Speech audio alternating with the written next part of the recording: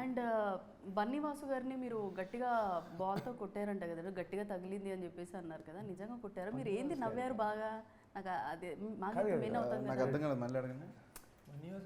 Actually trailer launch లో మీరు ఒక పర్సన్ మీ దగ్గరకు వచ్చి బన్నీవాసు గారిని బాల్ తో గట్టిగా కొట్టారు. పర్సన్ కదా పవర్ ఇప్పుడు. అదే వర్మ గారు చెప్పండి, మీరు గట్టిగా కొట్టారంట కదా? నేను కొట్టలేదు, గట్టిగా తగిలింది అన్నారు కదా, బాగా నవ్వుతున్నారు. కర్రా బిల్ల ఆడే సీక్వెన్స్ ఉంటది కదండి, దాంట్లో అది వచ్చి తగిలిద్ది అనమాట.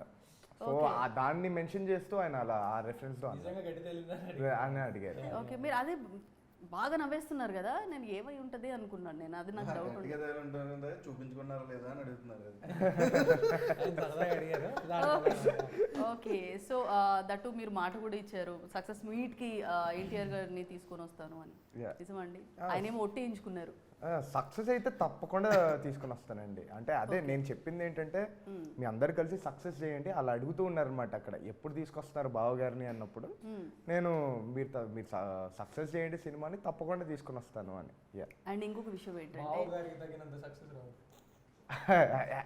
మొన్న చెప్పా కదా, ఆ లెవెల్ సక్సెస్ ఉండాలి మరి. అదే ఆ లెవెల్ సక్సెస్ రావాలి మనకి అంటున్నాను. ఆయన అంత ఇంపాక్ట్